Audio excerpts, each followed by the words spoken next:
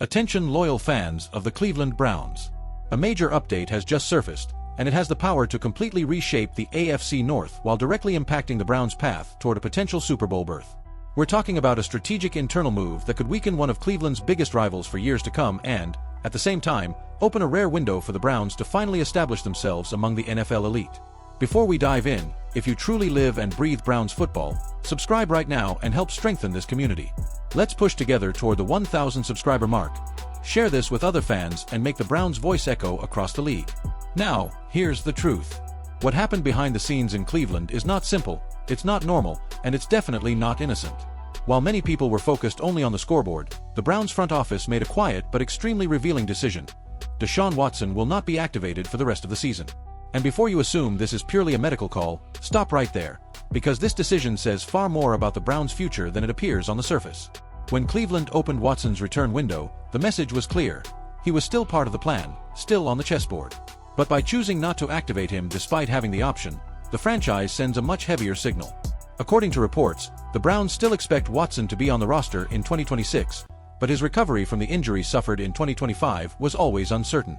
For many Browns fans, the beginning of the end for this current core started when the team acquired Watson and handed him a massive fully guaranteed contract. Since that blockbuster deal ahead of the 2022 season, Watson has played in just 19 games, posting a 9-10 record, completing 61% of his passes for 3,365 yards, with 19 touchdowns and 12 interceptions. He was removed from injured reserve in early December, opening the door for a possible return late in the season, especially if Shedeur Sanders struggled. As the 21-day window approached, reports surfaced that Cleveland planned to keep Watson around into 2026, valuing his experience as a potential mentor. But on Tuesday, ahead of the Browns' Week 17 matchup against the Pittsburgh Steelers, head coach Kevin Stefanski made it official. Watson would remain on the reserve list for the rest of the season. That means Watson will add no more stats to his Browns resume, leaving his 4-year run incomplete, with more than 2.5 seasons of football effectively missing. Shedeur Sanders will remain the starter through the end of the year. And Browns Nation, that is both a clear vote of confidence and a brutally intense trial by fire. There is no longer a visible plan B. There is no Watson warming up on the sideline. There is no safety net. If Shedeur plays poorly, the responsibility is entirely his. If he plays well, the gamble becomes even more serious. Every bad throw turns into judgment.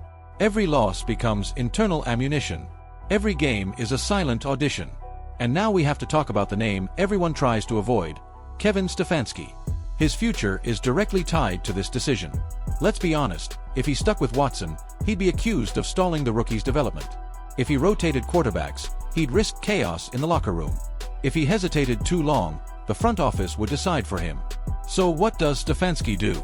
He doubles down on Shedeur Sanders and hopes it works. Because if it doesn't, this decision will come back to haunt him. And the context makes everything even more dangerous. While Cleveland tries to sort itself out internally, the Baltimore Ravens remain strong, the Cincinnati Bengals are still dangerous, and the Steelers are always ready to exploit any weakness. The AFC North does not forgive strategic mistakes. Getting this wrong now means wasting another competitive window, delaying the roster's progress, and potentially entering 2026 starting over once again. So the question to you, Browns fans, is simple.